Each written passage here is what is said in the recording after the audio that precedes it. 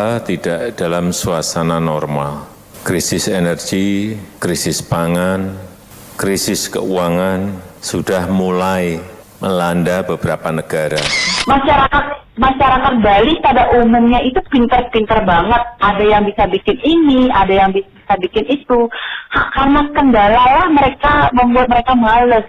Karena apa? Satu permodalan itu yang pertama. Iya, modal. Sebetulnya konsep energi bersih yang paling baik adalah yang sesuai dengan sumber daya alam yang dimiliki oleh negara tersebut. Jadi dalam hal ini karena Indonesia ini negara kepulauan, maka konsepnya bukan lagi konsep interkoneksi. Kalau pulau-pulau yang besar mungkin bisa ya Sumatera, Jawa. Tapi begitu kita bicara Indonesia Timur, maka itu harus menggunakan kearifan lokal. Simak pembahasan topik yang menjadi isu terkini dalam dialog Hai Bali Kengken jam 9 hingga jam 10 pagi di Pro 1 RRI Singaraja, siaran kanal informasi dan inspirasi. RRI Digital. Nikmati kemudahan interaksi, partisipasi, dan kolaborasi dengan RRI Digital. Interaksi, dengar dan saksikan siaran langsung kami, daftarkan akun Anda, dan mulailah berinteraksi di setiap program dan konten kami. Partisipasi, kreasikan konten Anda berupa berita, podcast, vlog, film, musik, dan playlist. Kolaborasi, kami mengajak berbagai komunitas untuk berkembang bersama melalui digital platform. RRI Digital kini juga menghadirkan terobosan baru, workspace platform, dan online learning platform dengan fasilitas-fasilitas unggulan, monitor impact and outcome, meeting online, video conference, dan library. RRI Digital menghadirkan fitur-fitur untuk peningkatan interaksi, partisipasi, kolaborasi, workspace, dan learning. Segera download RRI Digital. Terima kasih mendengar Anda masih bersama kami di Pro 1 RRI Singaraja, siaran kanal informasi dan inspirasi. Dialog interaktif Hai Bali Kengken. Kita akan berbincang seputar topik perlindungan hukum kepentingan nasabah dalam perjanjian perbankan ya. Bersama dua narasumber yang telah hadir di studio Pro 1, Bapak Iko Mangkawi Arta SHMKN, maksud kami MKN, selaku dosen Fakultas Hukum Unipas Singaraja. Selamat pagi Pak Kawi. Ya, selamat pagi. Ya, sehat Bapak? Sehat Ibu. Luar biasa. Sudah berapa kali kita jumpa ya Pak ya? Sudah 4 kali. 4 sekarang. kali. Ya. Terima kasih sudah selalu siap untuk RRI ya Pak ya. Baik Ibu. Tapi sharing topiknya juga berbeda-beda Pak ya. Ya. Meskipun nanti kita ketemunya berapa kali, sekian kali gitu ya. Tetap semangat. Tetap semangat, luar biasa. Kita juga bersama Ibu Nikade Diah Miantari SHMH selaku dosen Fakultas Hukum Unipas Singaraja. Selamat pagi Bu Diah. Selamat pagi Ibu. Aduh cantik sekali Ibu ya. Dosennya anggun, cantik. Apa ya, sumringah gitu wajahnya Pak Kawi ya. Gimana mahasiswa-mahasiswinya nggak semangat ini mengikuti mata kuliahnya? Semua perempuan juga cantik. Semua perempuan juga cantik, luar biasa. Terima kasih Ibu juga sudah hadir ke Pro 1. Bagaimana, sehat ya Bu ya? Astungkare sehat. Nanti kita juga sharing bersama pendengar terkait perlindungan hukum kepentingan nasabah dalam perjanjian perbankan. Yang namanya perjanjian itu kan merupakan salah satu aspek yang sangat penting ya. Apalagi pemberiannya tentang kredit nih. Tanpa perjanjian kredit yang ditandatangani oleh bank dan debitur, maka tidak ada perjanjian kredit tersebut ya. Jadi perjanjian kredit ini merupakan ikatan atau hubungan hukum antara debitur atau berhutang dan kreditur atau pemberi hutang yang isinya mengatur tentang hak dan kewajiban kedua belah pihak. Ya, yang pertama mungkin pemaparannya siapa dulu Bapak, ladies first atau Pak Kawi dulu nih? Silakan boleh. Ibu dia, silakan Ibu. Baik, terima kasih atas kesempatannya. Jadi selamat pagi. Jadi di sini saya akan sedikit memaparkan tentang perlindungan hukum kepentingan nasabah masyarakat dalam perjanjian perbankan. Nah, jadi sebelum ke materi selanjutnya atau penjelasan selanjutnya, itu di sini saya akan menjabarkan mengenai dasar hukum. Ya. Jadi dasar hukum perbankan itu Undang-Undang Nomor 7 Tahun 1992 tentang perbankan sebagaimana telah diubah dengan Undang-Undang Nomor 10 Tahun 1998. Nah, jadi di sini perbankan itu adalah suatu lembaga keuangan yang eksistensinya tergantung mutlak pada kepercayaan dari para nasabahnya yang mempercayakan dana dan jasa-jasa lainnya yang dilakukan mereka melalui bank pada khususnya dan dari masyarakat luas pada umumnya. Nah, jadi oleh karena itu bank sangat berkepentingan akan kadar kepercayaan masyarakat yang sudah maupun yang akan menyimpan dananya. Jadi maupun yang telah atau akan menggunakan jasa-jasa bank lainnya terpelihara dengan baik dan dalam tingkat yang tinggi. Nah, jadi kepercayaan masyarakat kepada bank tersebut merupakan unsur yang paling penting dari pokok eksistensi suatu bank, sehingga terpeliharanya kepercayaan masyarakat kepada perbankan adalah untuk kepentingan masyarakat tersebut. Nah, jadi seperti itu. Nah, untuk selanjutnya itu adanya prinsip-prinsip dalam perjanjian antara bank dengan nasabah. Nah, jadi dalam hukum perbankan dikenal beberapa prinsip perbankan yang merupakan prinsip pada sifat umum, sehingga kegiatan perbankan ataupun yang didasarkan pada fungsi dan kegiatan perbankan tersebut, jadi bank itu untuk menghimpun dana dari masyarakat maupun menyalurkan dana kepada masyarakat dalam bentuk pinjaman seperti itu kan. Jadi dalam prinsip-prinsip perjanjian ini dapat dituangkan dalam suatu perjanjian. Nah, perjanjian atau kontrak yang harus menggunakan adanya 3 prinsip. Nah, prinsip yang pertama itu adanya kepercayaan. Nah, jadi prinsip kepercayaan ini merupakan suatu prinsip yang menyatakan bahwa usaha bank yang dilandasi oleh hubungan kepercayaan antara bank dengan nasabahnya. Nah, jadi yang kedua itu adanya prinsip kehati-hatian. Nah, jadi prinsip kehati-hatian di sini merupakan suatu prinsip yang menyatakan bahwa bank dalam menjalankan fungsi dan kegiatan usahanya wajib menerapkan prinsip-prinsip kehati-hatian dalam rangka untuk melindungi data masyarakat seperti itu kan. Nah, jadi yang ketiga itu adanya prinsip kerahasiaan seperti itu. Nah, jadi prinsip kerahasiaan di sini prinsip yang mengharuskan atau mewajibkan bank untuk merahasiakan segala sesuatu yang berhubungan dengan keuangan seperti itu kan. Jadi dari nasabah bank yang menurut kelazimannya dunia perbankan wajib semua dirahasiakan seperti itu. Nah, untuk selanjutnya mengenai hubungan hukum antara bank dengan nasabah. Nah, jadi apabila diperhatikan secara seksama dalam Undang-Undang Nomor 10 Tahun 1998 tidak akan ditemui ketentuan yang mengatur secara tegas perihal hubungan hukum antara bank dengan nasabah. Jadi seperti itu. Nah, akan tetapi dari beberapa ketentuan undang-undang yang diatur dalam Undang-Undang Nomor 10 1998, jadi disimpulkan bahwa hubungan antara bank dengan nasabah itu diatur oleh suatu perjanjian. Nah, jadi sebelum adanya perjanjian tersebut itu kan adanya kesepakatan. Jadi kesepakatan antara dua belah pihak. Jadi sebelum adanya perjanjian itu adanya kesepakatan antara dua belah pihak. Nah, jadi di mana hal ini tuh dapat disimpulkan bahwa pada pasal 1 ayat 5 Undang-Undang Nomor 10 Tahun 1998 yang berbunyi simpanan adalah dana yang dipercayakan oleh masyarakat kepada bank berdasarkan perjanjian penyimpanan dan dalam bentuk giro, deposit, sertifikat deposito, tabungan dan atau untuk lainnya yang dipersamakan dengan itu. Jadi seperti itu. Jadi hukum perjanjian di sini memang merupakan suatu hal yang menjadi dasar apabila di antara dua orang akan melakukan suatu hubungan dalam bidang hukum seperti itu kan. Nah, mungkin untuk selanjutnya bisa ke Pak Kawi ya, Pak ya, untuk memaparkan. Baik, terima kasih. Selamat pagi para pemirsa dimanapun berada. Terkait dengan perlindungan hukum bagi nasabah dalam perjanjian kredit itu memang benar tadi disampaikan oleh rekan dia, yaitu didasarkan terkait dengan adanya suatu kesepakatan.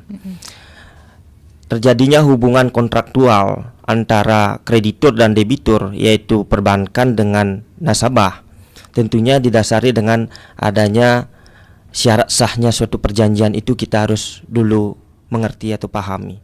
Di dalam pasal 1320 KUH Perdata disebutkan bahwa suatu syarat sahnya perjanjian itu atau perjanjian kredit itu adanya suatu kesepakatan antara para pihak, baik itu kreditur dan debitur. Kemudian juga ada kecakapan. Nah, kecakapan itu memuat terkait dengan umur yang diajak melakukan suatu perjanjian, supaya tidak nantinya kreditur dan debitur itu, atau misalnya kreditur itu melaksanakan perjanjian dengan orang yang di bawah umur. Itu mengenai kecakapan. Di pasal 1330 dinyatakan bahwa kecakapan dalam melakukan suatu perbuatan hukum atau perjanjian itu berumur 21 tahun. Kemudian yang ketiga ada syarat mengenai objeknya terhadap perjanjian itu harus jelas. Apa yang diperjanjikan? Ketika misalnya melakukan suatu kredit atau perjanjian kredit, ditentukan kalau misalnya fasilitas kredit apa yang ditentukan atau yang digunakan oleh nasabah tersebut. Apakah misalnya perjanjian kredit KPR misalnya, kredit pinjaman perumahan rakyat, atau misalnya kredit yang lainnya.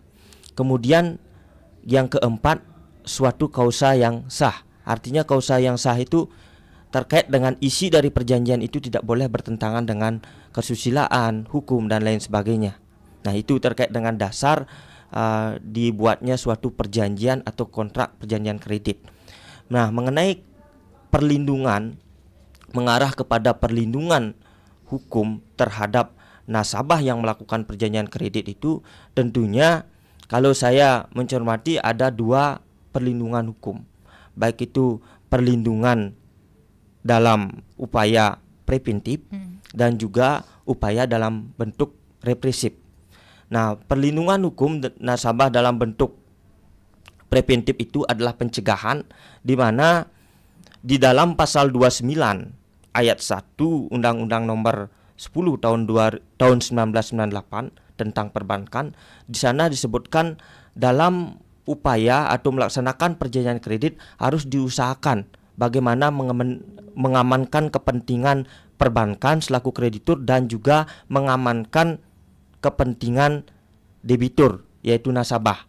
Nah, di sana di titik poin atau perlindungan hukum yang pertama dalam bentuk pencegahannya. Di sana artinya dalam bentuk pencegahannya itu supaya diberikan informasi seluas-luasnya di dalam melakukan perjanjian kredit. Terkadang kita kan ketahui terkait dengan perjanjian tersebut, kita ketahui kadang-kadang karena nasabah itu terlalu pentingnya atau perlunya terhadap uang, terkadang tidak membaca isi dari perjanjian kredit itu. Oh, pernah menemukan kasus seperti itu ya, Pak Kawi? Ada beberapa yang kalau kita melihat ada beberapa pasal-pasal di dalam perjanjian kredit itu atau di dalam kontrak kredit tersebut yang mengisi terkait dengan perjanjian baku, istilahnya klausula baku.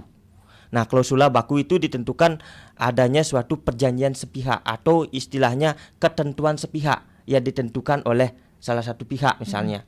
Misalnya salah satu contoh saya contohkan terkait dengan ada ketentuan, kan ada ini terkait dengan ketentuan bunga. Misalnya ketentuan bunga itu akan disesuaikan dengan bunga periode berikutnya, kan ada klausula dalam perjanjian seperti itu. Nah, terkait dengan hal tersebut tentunya itu mengandung unsur klausula baku. Kalau kita mengarah juga identikkan atau kita kaitkan dengan Undang-Undang Nomor 8 tahun 1999 tentang perlindungan konsumen, klausula baku itu juga tidak diperbolehkan. Nah, namanya perjanjian kan kesepakatan kedua belah pihak yang ditentukan, disepakati oleh kedua belah pihak, berapa bunganya dan juga terkait dengan cicilannya berapa, itu harus juga disampaikan oleh kreditur kepada debitur. Nah, dalam hal ini tentunya upaya pencegahan itu atau upaya preventif itu harus dilakukan dengan cara memberikan informasi kepada debitur ini terkait dengan bunganya berapa, kemudian juga cicilannya berapa per bulannya kena, kemudian ketentuan-ketentuan apa saja yang harus diikuti atau disepakati di dalam perjanjian tersebut supaya meminimalisir terjadinya nantinya kredit macet. Dan juga tentunya antara pihak kreditur dan juga nasabah ini sesuatu yang tidak bisa dipisahkan. Nah, tentunya kreditur ini diperlukan oleh masyarakat yang mencari modal kerja atau dana. Kemudian debitur ini diperlukan oleh kreditur untuk juga menjalankan perjalanan usaha suatu perbankan tersebut. Tanpa adanya debitur atau nasabah, perbankan itu kan tidak bisa jalan. Nah, bagaimana sekarang kita meningkatkan kepercayaan masyarakat itu dengan cara memberikan perlindungan kepentingan yang sama atau yang setara antara kreditur dan juga debitur. Nah, terkadang terkait dengan klausula baku yang seperti tadi saya sampaikan, di sana terkadang masyarakat itu kurang cermat di sana karena sudah kebutuhan untuk memerlukan uang tidak dibaca dulu. Terkait dengan isi dari perjanjian kredit itu dibaca dulu perjanjian kreditnya dan juga isinya.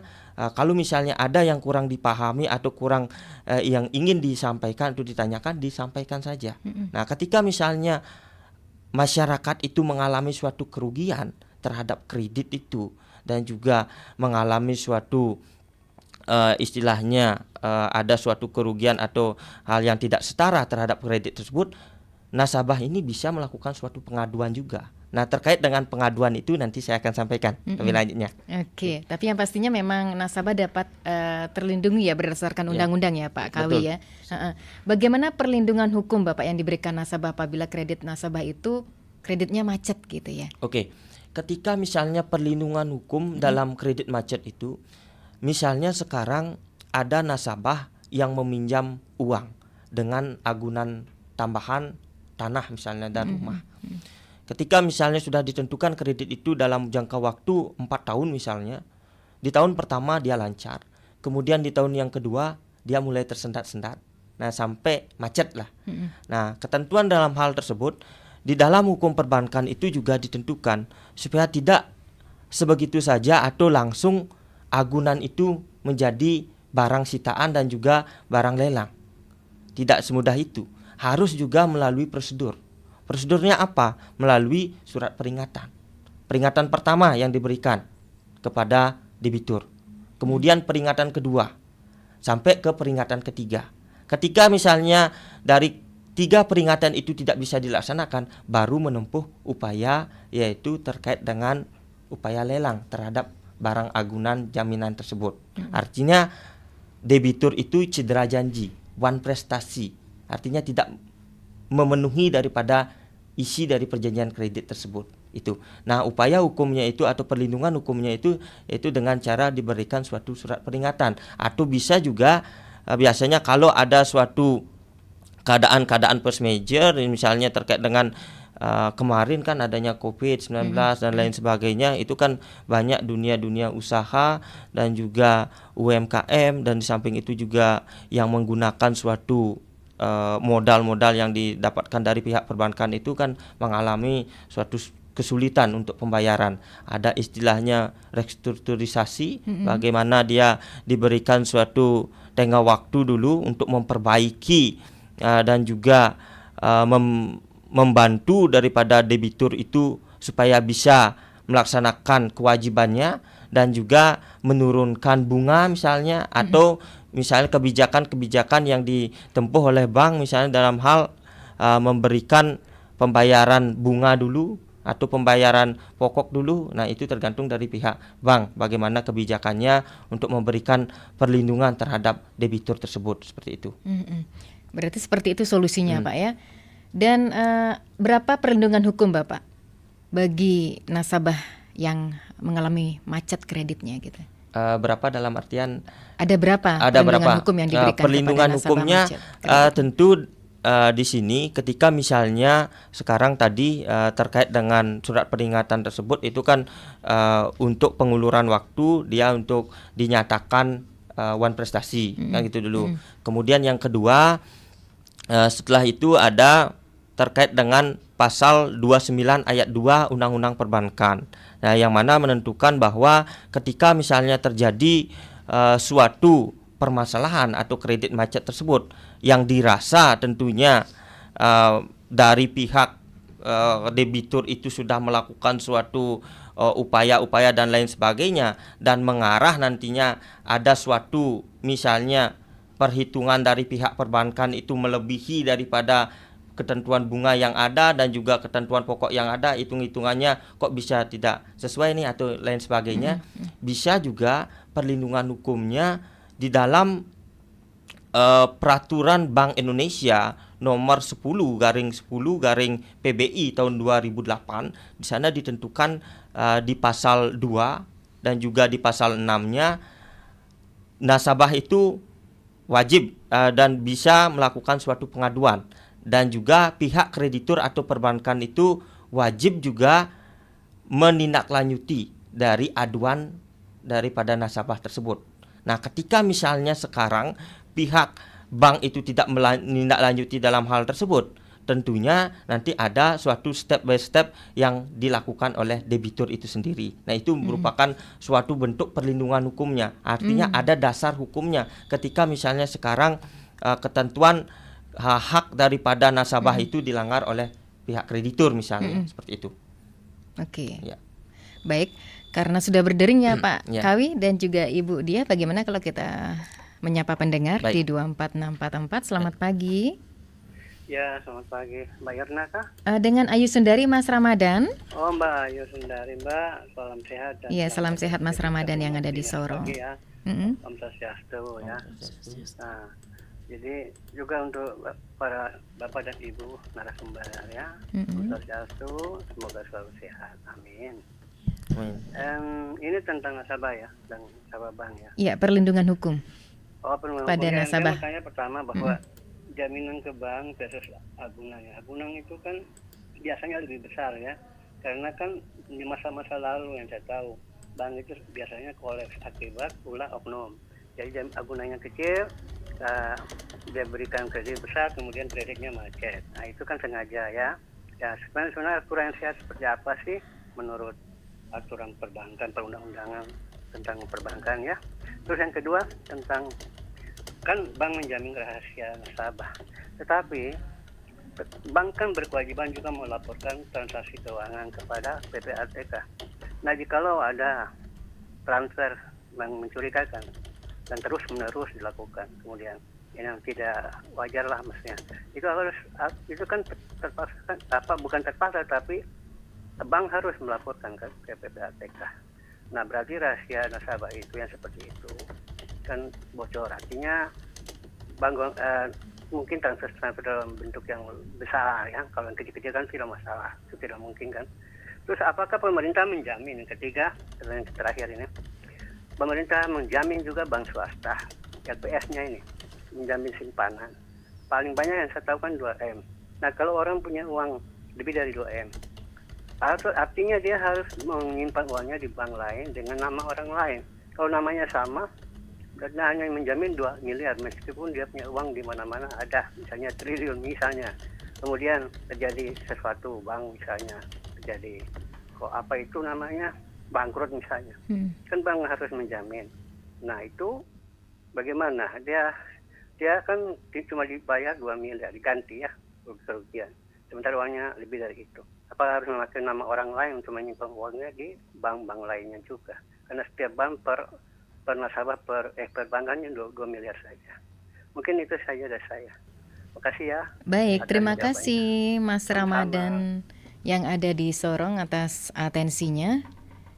Ini banyak sekali ya pertanyaan ya dari Mas Ramadan, nanti dibagi rata ya untuk ngejawabnya ya. Ibu Dia dan juga Pak Kawi.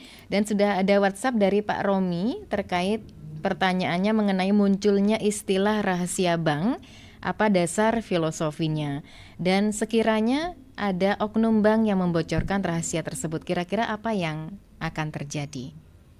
Oke, sebelum kita sapa kembali pendengar di 24644, dan terima kasih Pak Romi atas atensinya melalui WA Persatu. Dan sebelum dijawab kembali, kita terima atensi pendengar di 24644. Selamat pagi. Halo. G, sarang Pak Made Riba niki? Ya. Durus Bapak. Kok jauh sekali suaranya Bapak? Mohon didekatkan. supaya narasumber tidak kesulitan untuk mendengar apa yang ingin Bapak sampaikan.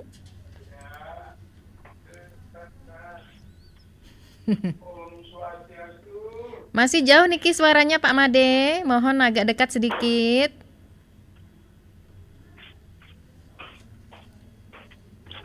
Om Swastiastu. Om Swastiastu. Oke, silakan Pak Made, apa yang ingin disampaikan? Selamat pagi. Selamat pagi. Selamat pagi. Kok IG sekali suaranya ibu siapa ini? Narasumbernya dengan Ibu nih Kadek Diah Miantari SHMH. Belum sarapan jadi gendong kaki. Iya. Oke, langsung saja Pak Made Ribek, apa yang ingin disampaikan? Sebetulnya banyak ya. Sedikit saja Pak ya, jangan banyak-banyak ya. Ini yang pengalaman. Satu, ada bank yang menolak saya membuka rekening dengan alasan kakaknya tidak berisi nama ibu. Waduh, ada ya? Bank itu sama. Kemudian kedua, ketika teman kami menerima transferan dari bank luar negeri, nggak berani bayar karena ini pencucian uang korupsi lah. Coba bayangkan Bapak Ibu narasumber ya, orang yang punya villa hotel itu kok korupsi. Kalau dia korupsi uangnya siapa? Kan uangnya sendiri. Emang Astungkare, mudah-mudahan selanjutnya tidak ada pengalaman seperti itu. Teman saya sekarang masih sedang di Singapura, urus di Maybank, yang mungkin mampu membayar seperti itu. Mohon maaf nih, Ampura, Amani ke Kemanten. Om, Santi, Om. Ya, terima kasih Pak Made Ribek. Nanti kalau ada yang bisa dijawab, apa yang menjadi penyampaian Pak Made Ribek, silahkan dijawab ya Pak ya, Pak Kawi maupun Ibu Dia. Baik, selain Pak Made Ribek, kita masih menantikan atensi pendengar lain, dan sepertinya sudah ada WA kembali dari Pak Gede Wijana di Tejakula.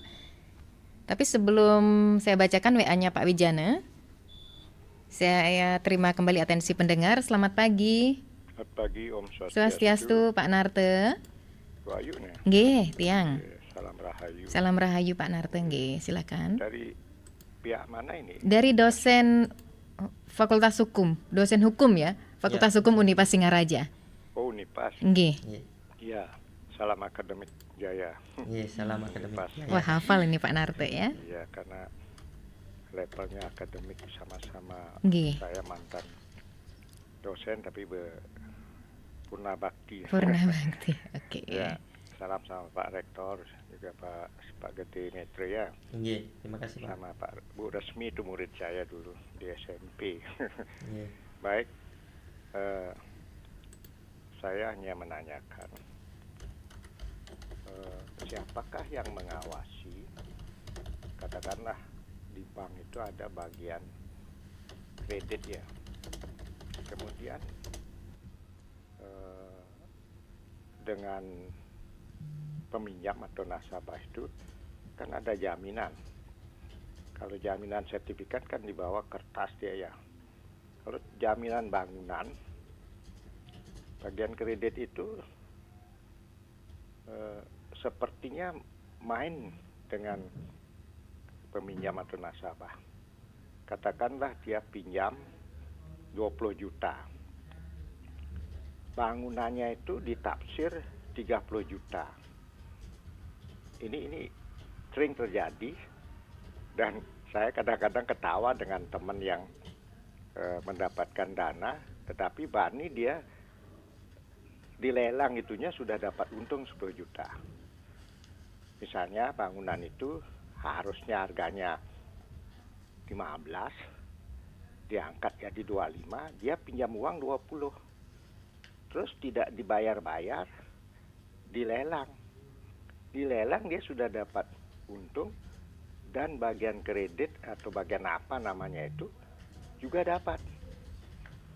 Nah, itu kan dirugikan banknya, diuntungkan nasabah, diuntungkan bagian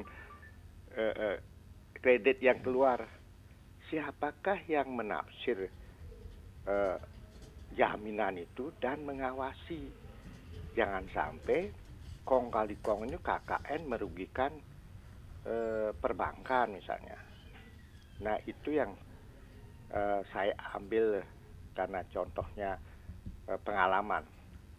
Kemudian pelelangan sifatnya komunikasi sosialisasi lewat apakah yang efektif, sehingga sering mengatakan nak lelang nak berada langganan dia kontak baca ke si A, si B, yanan maan berkomisi, apakah benar, sehingga untuk mengantisipasi itu bagaimana caranya sehingga kekuatan hukum terjamin. Sekian, terima kasih Om Sanjadi Om.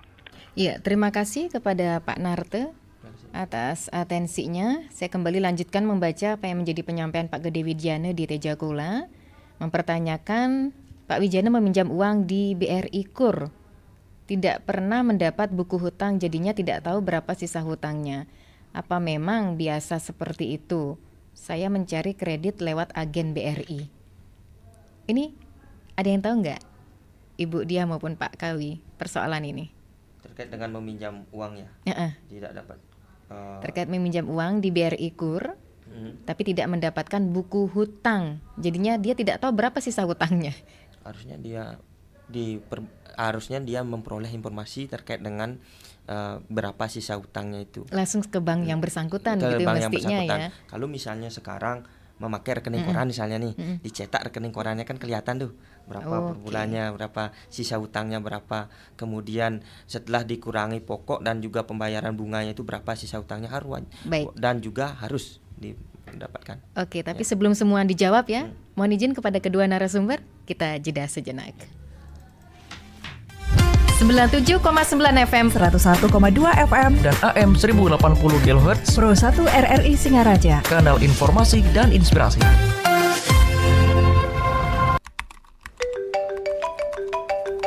Telepon kamu bunyi tuh.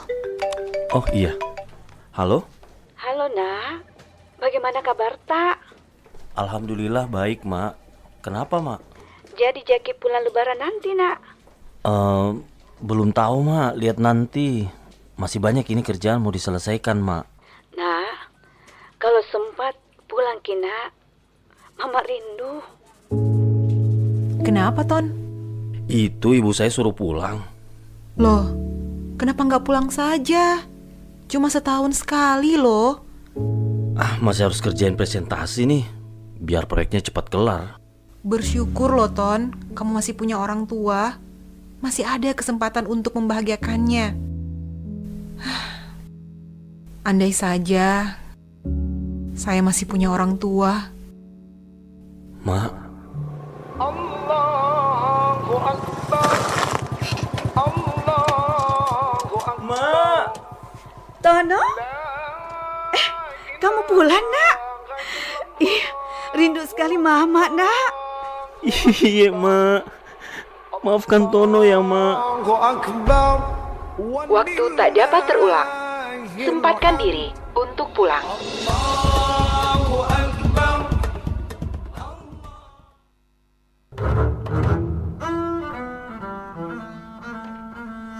Assalamualaikum, Mak. Abang pulang. Waalaikumsalam. Abang dari mana aja? Jam segini baru pulang. Iya, tadi banyak kerjaan, Mak. Jadi agak telat lah pulangnya. Halah, kamu itu kerja terus. Ada uangnya juga enggak. Lihat tuh anak Burita. Kerja, duitnya kelihatan. Pulang ke rumah juga tepat waktu. Iya, Mama nggak tahu sih. Dia kelihatannya aja kaya, tapi cicilan di mana-mana. Mending aku lah Mak, hidup tenang tanpa cicilan. Lagian Mama ngapa sih banding-bandingin aku sama anak orang lain? Ojo dibanding-banding ke Mak, katanya Farel Prayoga. Enggak gitu maksud Mama Bang. Abang udah makan belum? Belum Mak, tapi nih lihat Abang bawa martabak kesukaan Mama. Masih mau dibandingin aku sama anak orang lain? Ya enggak lah Bang. Lagian semua anak kan berharga buat orang tuanya, termasuk kamu. Mama.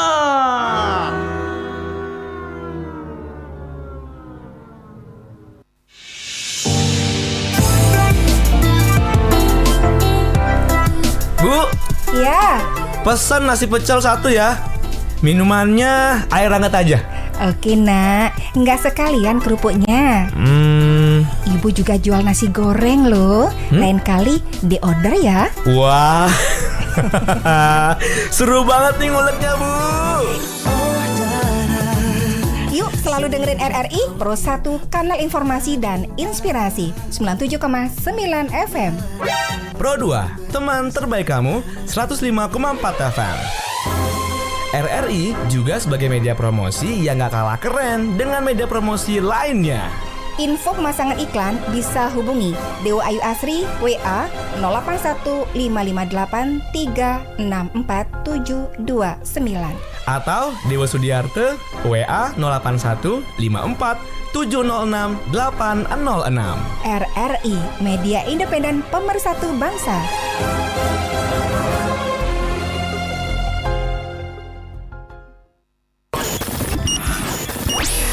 Sibuk banget bro, tuh handphone dipencet mulu dah. Iya nih, lagi kirim-kirim salam sekalian request lagu di radio. Seru juga loh. Beneran, jadul banget masih main radio. Radio nggak semua jadul kok. Mau kirim-kirim salam atau sekedar request lagu di radio via telepon, bisa banget. Bisa lewat WA, Facebook, dan Instagram. Cari aja di media sosial kalian RRI Singaraja. Ikuti perkembangan lagu, nuansa budaya, dan berita-berita terkini hanya dengan satu kali sentuhan.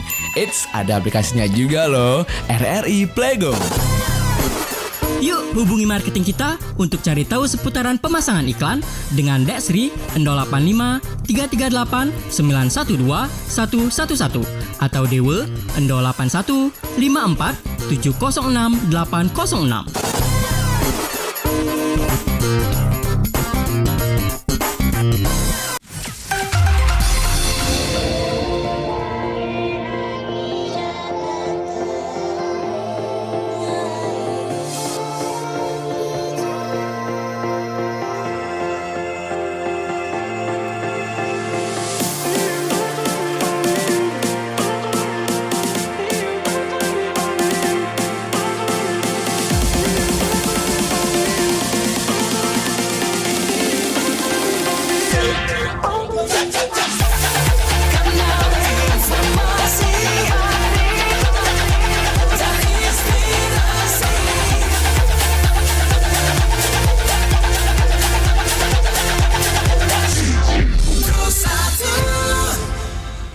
Ya, pendengar masih dalam dialog interaktif Hai Bali Ken dan kita sharing seputar topiknya perlindungan hukum kepentingan nasabah dalam perjanjian perbankan. Silakan untuk tanggapannya ataupun apresiasinya kepada beberapa pendengar, baik itu Mas Ramadan, Pak Madi Ribek, Pak Narte, Pak Romi dan juga Pak Gede Wijana. Yang pertama Ibu Dia ingin menanggapi, silakan Ibu. Baik, jadi di sini saya akan menanggapi beberapa pertanyaan dari pendengar. Nah, jadi saya akan menanggapi pertanyaan dari Mas Ramadan yang tentang rahasia transaksi keuangan yang mencurigakan seperti itu kan. Nah, jadi sempat saya jelaskan tadi itu tentang asas kerahasiaan, jadi seperti itu kan, asas kepercayaan. Jadi suatu asas yang menyatakan bahwa usaha bank dilandasi oleh suatunya kepercayaan. Jadi di mana untuk transaksi keuangan yang mencurigakan itu bisa penyedia jasa keuangan itu bisa melaporkan menyampaikan transaksi keuangan yang mencurigakan kepada pusat pelaporan dan analisis transaksi. Jadi misalnya nih, kalau misalnya ada mencurigakan, kita pasti otomatis mungkin akan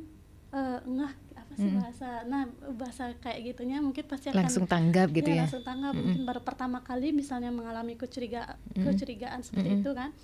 Jadi misalnya langsung tanggap. Kenapa bisa ada seperti ini? Mungkin dari pihak nasabah akan melaporkan hal tersebut ke pihak bank, dari pihak banknya.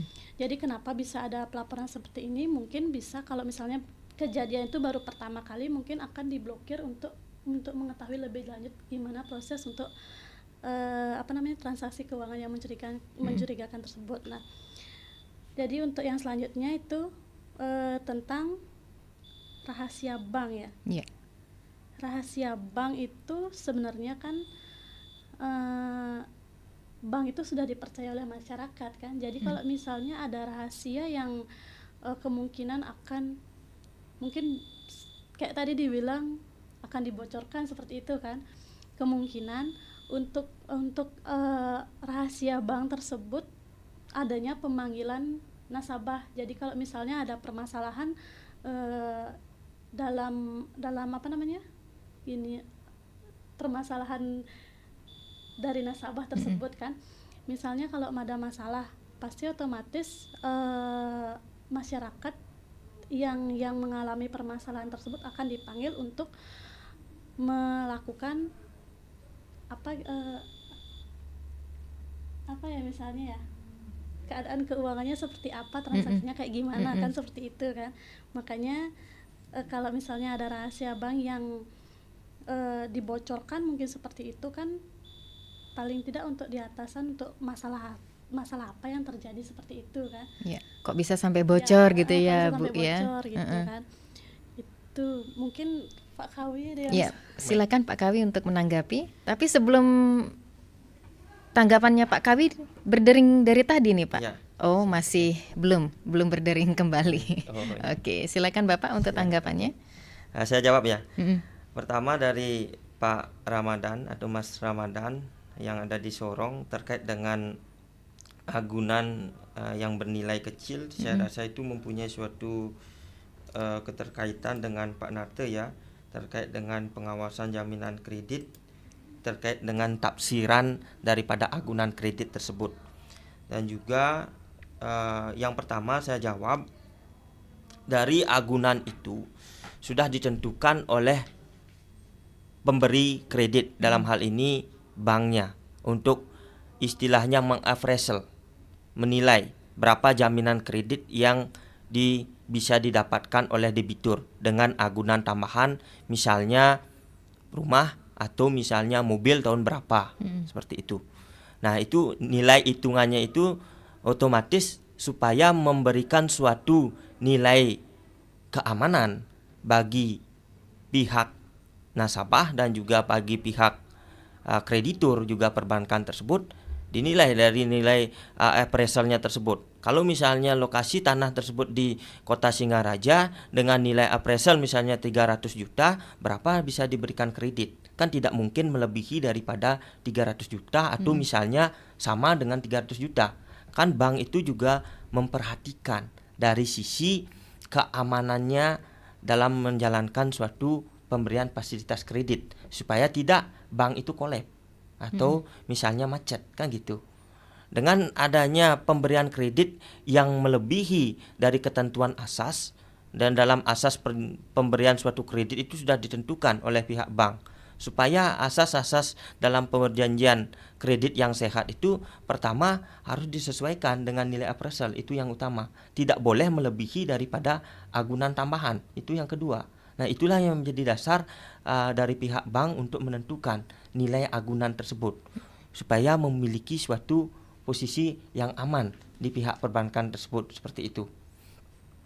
Kemudian yang kedua, untuk menjamin kerahasiaan, dan terkadang ada transaksi yang mencurigakan, dan juga yang ditanyakan oleh Pak Ramadan atau Mas Ramadan itu sesuai dengan pertanyaannya Pak Riba terkait dengan penerimaan transfer dari luar negeri. Nah, itu harus ada melalui pengecekan seperti itu. Saya rasa itu merupakan suatu pertanyaan yang memiliki kesamaan. Nah, terkait dengan rahasia bank ini ditentukan kerahasiaan bank harus merahasiakan informasi, dokumentasi dan lain sebagainya yang dipunyai oleh nasabah itu disesuaikan dengan dasar hukumnya di dalam pasal 40 Undang-Undang nomor 10 tahun 1998 tentang perbankan. Di sana bank itu wajib merahasiakan daripada informasi dari nasabah tersebut. Nah, dalam hal ini pada saat kapan pengecualian pasal tersebut di pasal 41 itu bisa dibuka? Pada saat misalnya ada keperluan penyidikan atau keperluan dari jaksa atau keperluan dari pengadilan, hakim, dan juga dari kepolisian yang meminta untuk dibukanya data tersebut dalam hal misalnya terjadi suatu permasalahan. Nah gitu, tentunya ada suatu prosedur atau pakemnya yang sudah ditentukan seperti itu terkait dengan pengecualiannya. Tentu dalam hal kerahasiaan bank ini, dengan adanya media yang juga berkembang pesat ya, banyak terjadi kita mendengar suatu permasalahan-permasalahan misalnya nasabah yang informasinya bisa kebobol dan juga bisa terpublish dan lain sebagainya. Nah, itu menjamin terkait dengan kerahasiaan bagaimana nasabah itu. Nah, terkait dengan menjamin nasabah tersebut itu tanggung jawab daripada kreditur tentunya. Dan di samping itu pula dalam hal ini ketika misalnya terjadi pembocoran informasi yang disampaikan atau yang tanpa misalnya dilakukan oleh pihak perbankan, tuh ada hacker misalnya, karena perkembangan media atau teknologi yang begitu pesat kan kita tidak bisa pungkiri banyak bank-bank yang dapat dihacker dan bisa dibobol informasinya dan bisa terbuka informasinya. Nah, dalam hal inilah bank itu mempunyai tanggung jawab untuk memberikan suatu perlindungan terhadap nasabahnya. Ketika misalnya perlindungan ini tidak bisa dilakukan oleh pihak perbankan, maka debitur atau dalam hal nasabah itu bisa mengadukannya dalam peraturan Bank Indonesia yang tadi saya sebutkan. Nah, itulah menjadi dasar hukumnya. Nah, kemana dia bisa melaporkan ketika misalnya bank itu tidak bisa menjalankan suatu proses pengaduan tersebut? Bisa dalam hal ke OJK misalnya, Otoritas Jasa Keuangan yang menjadi pengawas dari bank tersebut. Seperti itu, ketika misalnya bank itu tidak menindaklanjuti dari pengaduan daripada nasabah tersebut. Itu terkait dengan transaksi keuangan, transaksi yang mencurigakan. Dan di samping itu juga perlu kita ketahui dengan adanya aturan baru ya terkait dengan TPPU itu untuk mengantisipasi terjadinya pencucian uang. Tentunya di sini masyarakat juga harus bisa diberikan suatu antisipasi, atau misalnya supaya tidak ada istilahnya dana dari luar yang itu merupakan suatu hasil dari korupsi itu masuk ke Indonesia atau misalnya dilakukan oleh orang yang tidak bertanggung jawab. Artinya di sini semua lapisan masyarakat kena, karena apalagi misalnya transaksi itu menilai jumlah yang besar. Memang misalnya sekarang seperti tadi disampaikan oleh Pak Made Riba, itu kan hasil dari hotel. Ngapain, itu kan bukan dari hasil korupsi dan lain sebagainya. Nah, inilah bentuk suatu upaya preventif, upaya pencegahannya. Nah, terjadi ketika misalnya supaya tidak adanya kasus-kasus atau permasalahan-permasalahan yang terjadi baik itu antara kreditur maupun debitur, seperti itu. Itu yang upayanya dari pemerintah. Nah, kemudian yang selanjutnya dari rahasia bank itu yang tadi memulai suatu keterkaitan. Iya, apa dasar filosofinya begitu ya? Dasar filosofinya yaitu gini. Ketika misalnya kita mendasari dari pasal 40 Undang-Undang Nomor 10 tahun 1998 itu, kerahasiaan mengenai nasabah itu sangat diperlukan. Ketika misalnya sekarang informasi mengenai rekening, mengenai jumlah, mengenai hutang, itu sifatnya kan private, pribadi. Hal itu tidak bisa diinformasikan, apalagi sekarang seperti tadi saya sampaikan dengan perkembangan pesat, dengan perkembangan teknologi pesat ini, supaya tidak informasi itu disalahgunakan oleh orang yang tidak bertanggung jawab. Nah, itulah dasar filosofinya itu kenapa bank itu wajib merahasiakan daripada dokumen penting atau rahasia penting daripada nasabah tersebut. Itu filosofinya. Kemudian yang selanjutnya, nah terkait dengan Pak Made Wijana di TJ Kula terkait dengan meminjam uang tidak dapat bukti berapa sisa hutang dan lain sebagainya. Kalau kita melihat dari sisi aturan ya, dari sisi aturan ketika kita kaitkan dengan Undang-Undang Nomor 8 tahun 1999 tentang perlindungan konsumen, di pasal 19-nya disebutkan di sana terkait dengan pelaku usaha. Ini perlindungan konsumen kita kaitkan dengan pelaku usaha itu yaitu perbankan, dan juga konsumen itu adalah debitur atau nasabah. Nah, ketika misalnya sekarang informasi apapun itu wajib diberitahukan yang mengenai perjanjian yang dilakukan antara kreditur dan nasabah tersebut, dan juga nasabah itu wajib memperoleh informasi tersebut. Sama seperti misalnya terkait dengan rekening koran. Nah, rekening koran atau misalnya kredit yang sifatnya jangka pendek ataupun jangka panjang, kan wajib nasabah itu memperoleh informasi sampai berapa dia sudah melakukan pembayaran hutangnya, dan kemudian sisa hutangnya itu berapa. Bisa dicetak melalui rekening koran atau mutasi kreditnya, atau bisa langsung ke pihak bank yang bersangkutan. Dan juga dari sisi landasan hukum dan juga dasar hukumnya, dari sisi perlindungan hukumnya, nasabah itu mempunyai kewenangan untuk mengetahui, karena secara tidak langsung seperti tadi saya sampaikan, perjanjian kredit itu mengikat layaknya undang-undang bagi mereka yang membuatnya. Dalam artian ada asas pacta sunt servanda istilahnya.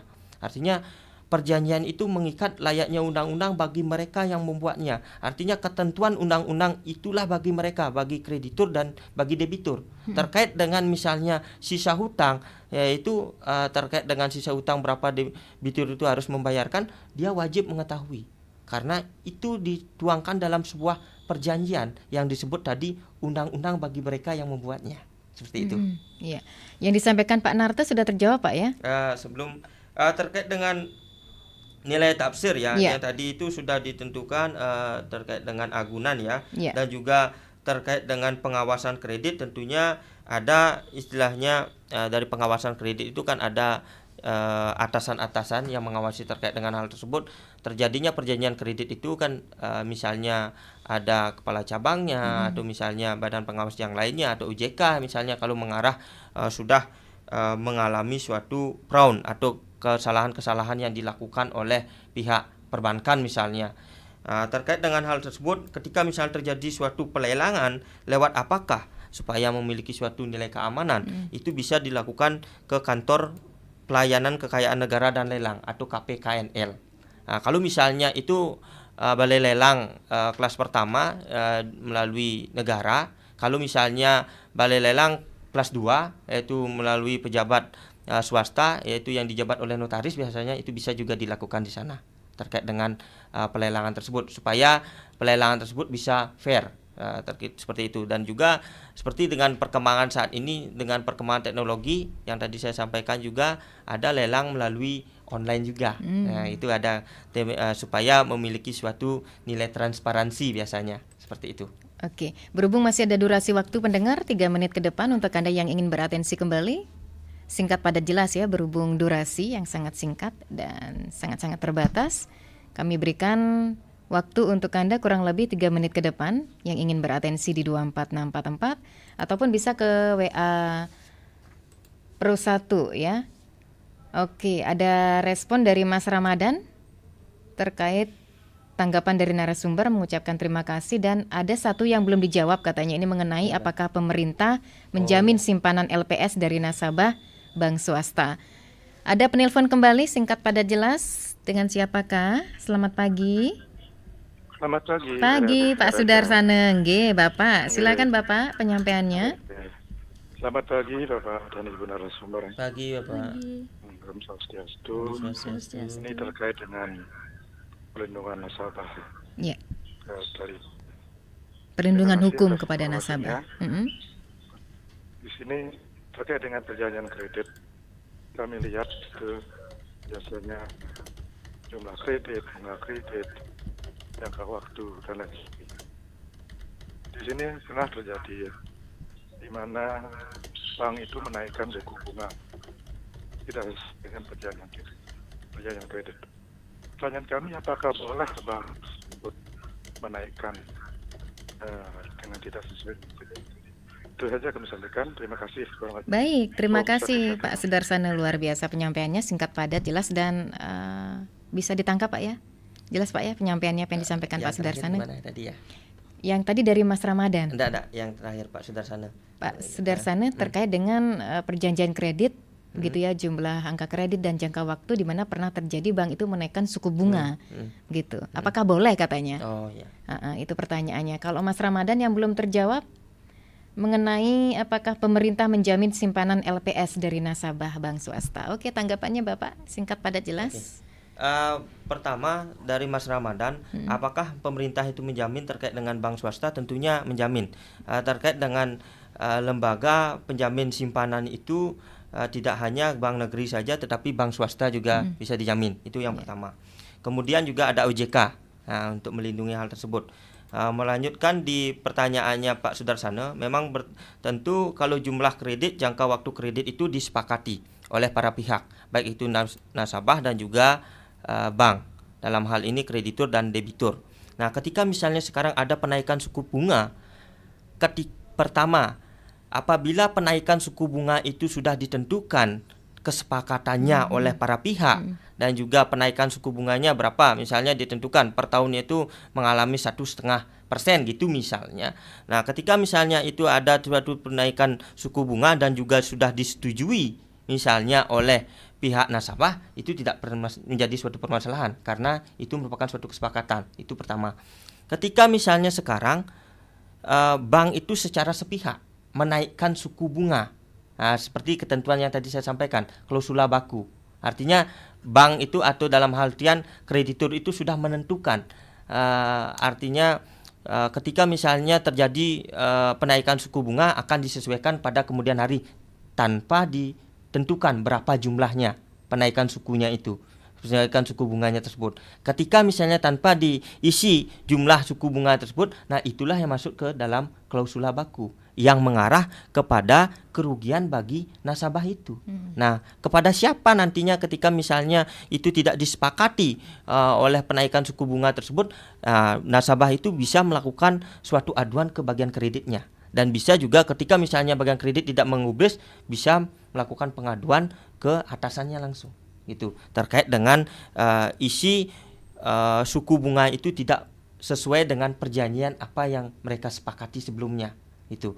Dan juga mengarah ke klausula baku itu ya, di pasal 18 Undang-Undang Nomor 8 Tahun 1999 tentang Perlindungan Konsumen, itu padahal tidak diperbolehkan terkait dengan pernyataan sepihak yang harus disepakati oleh pihak yang lainnya, itu tidak diperbolehkan.